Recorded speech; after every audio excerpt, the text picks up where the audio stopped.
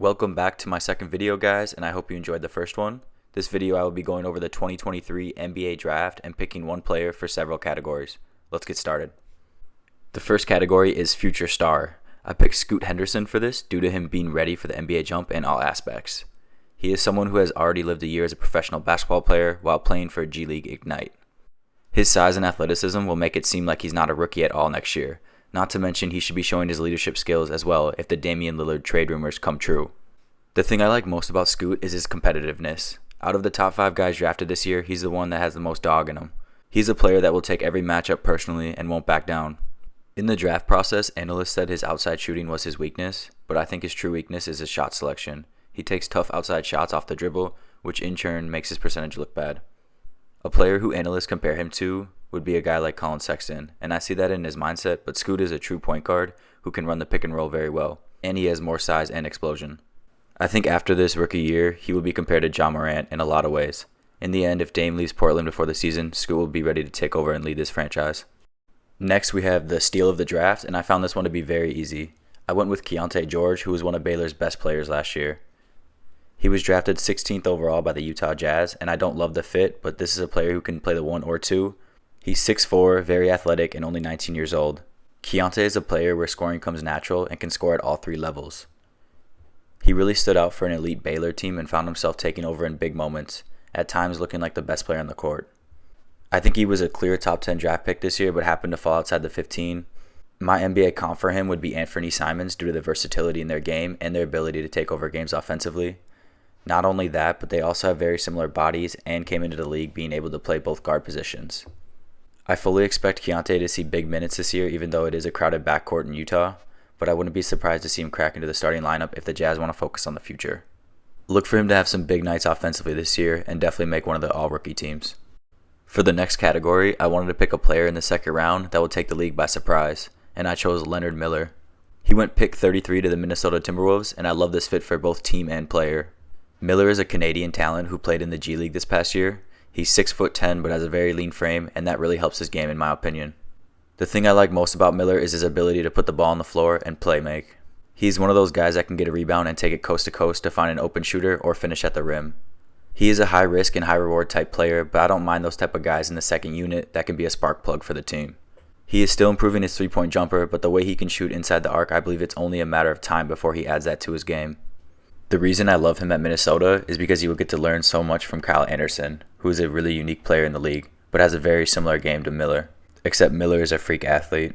My NBA comp for him, if he reaches his full potential, which I believe he will, is a new NBA Lamar Odom due to his shooting and versatility with the ball in his hands. I look forward to him finding the rotation in Minnesota, and hopefully they give him the freedom to be himself and play his game. If they do, I think the T-Wolves could put out some really interesting lineups where he could play 3, 4, or 5. The next category is the best fit of the draft. This one was too obvious, and I went with Jaime Jaquez Jr., who got selected by the Miami Heat at pick 18. Although I think this might have been a little early for Jaime, it was the right move, and the Heat got the guy they wanted. Jaime is a 4-year player at UCLA who plays extremely hard, has high basketball IQ, and is a winner. This fit just makes so much sense due to him being a high motor forward that can do a little bit of everything, standing at 6'7". Jaquez Jr. is a competitor that strives to get better and showed that throughout his long college career, where he finished his senior year as a Pac-12 Player of the Year. When watching Jaime though, he never forced anything. He was much more interested in his team succeeding rather than himself, which is exactly what Miami looks for in every roster spot. He doesn't have many weaknesses other than some athletic things like his first step or overall quickness, but Miami doesn't get shy with players like this. In the end, I see him being a very solid rotation piece for this team, but whatever role he's given, he will buy into the Heat motto of we over me, and that's why it will be such a great fit for both Jaime and Miami. I look forward to this player learning under Jimmy Butler and watching his game grow in every area. The next category is going to be Bust of the Draft, and it's the worst one to talk about, but I went with Grady Dick. He was drafted by the Toronto Raptors at pick 13 after his freshman season at Kansas. Just because I picked him as my bust doesn't mean I don't think he's a good player, but I felt like this was a reach for a player of his skill. As everyone knows, he is a good shooter, and that is his greatest strength. However, I think he will really struggle to get shots off the dribble like he did at Kansas. He stands at 6'8", which should help, but for his mid-range scoring to transfer to the NBA, I think it's a must he develops a solid post-up game to where he can find ways to shoot without having to take multiple dribbles. In my eyes, he is someone who could turn into a solid 3-and-D guy, but at the moment his defense is by far his biggest weakness.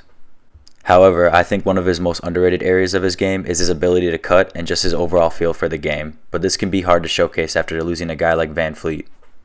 My NBA comp for Grady is Bogdan Bogdanovic from Atlanta, who is a very solid NBA player and has shown he can score in this league.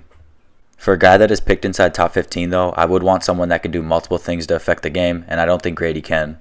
However, I wish him the best in a long, successful career. The next category we are going to talk about is Sleeper of the Draft. I went with NCAA champion Jordan Hawkins out of UConn. He was selected by the Pelicans at pick 14. Hawkins is a high motor guard that can score at all three levels and will sit down and guard on the other end. He stands at 6'4" and does have a leaner frame, but makes up for it with his great athleticism. He is constantly moving on offense and is a player that can score without dominating the ball. I see him solely as a shooting guard though, which makes him not super versatile, but he is able to play in any type of system. I see Hawkins as being talked about as one of the upcoming two-way guards in this league, and hopefully he will get minutes to showcase that in New Orleans. He's an elite shooter who can explode to the hoop off hard closeouts. The area where he needs to improve the most would be his playmaking and decision-making, but this player can really score the ball. Hawkins is someone that can heat up quickly as well, which in turn only improves his defensive intensity. My NBA player comp for him is Immanuel Quickley, even though they do have a few differences. I think their playstyle is similar, however Quickley is the better playmaker for himself and others, whereas Hawkins is more bouncy and a better shooter. I really look forward to Hawkins learning from CJ McCollum and hopefully improving his ISO game. In a couple years, we will look back shocked that this guy wasn't in the top 10 of his class. Before the video ends, I just wanted to do a quick recap of the draft by picking the team that had the best draft, the team that had the worst draft, and an early Rookie of the Year pick. To start, I think the team that had the best draft was far and away the Houston Rockets, starting with Amen Thompson at pick 4, who's going to be very successful in this league, and then stealing Cam Whitmore at pick 20, who was originally thought to be top 5. They've really had a great offseason so far, and I look forward to watching this team next year. Next is the team that had the worst draft, and I have to give this to the Orlando Magic. They had 2 picks inside the top 15, and I think they picked 2 extremely risky prospects in Anthony Black and Jet Howard. This could pay off for them, but I don't think they thought about their team needs or fit in this situation at all, and it could backfire by having too many young similar prospects. Finally, we have my early Rookie of the Year pick, and I'm going with Scoot Henderson. I already spoke really highly about him earlier, but this player is ready to take over an organization and lead them to success. As long as Damian leaves this offseason, I think Scoot will have an unreal season, making him the Rookie of the Year. Let me know if you agree or disagree with my picks down below. I will be dropping a unique Summer League video where I pick one sleeper and one MVP from each team once the Summer League season ends. Thanks for watching.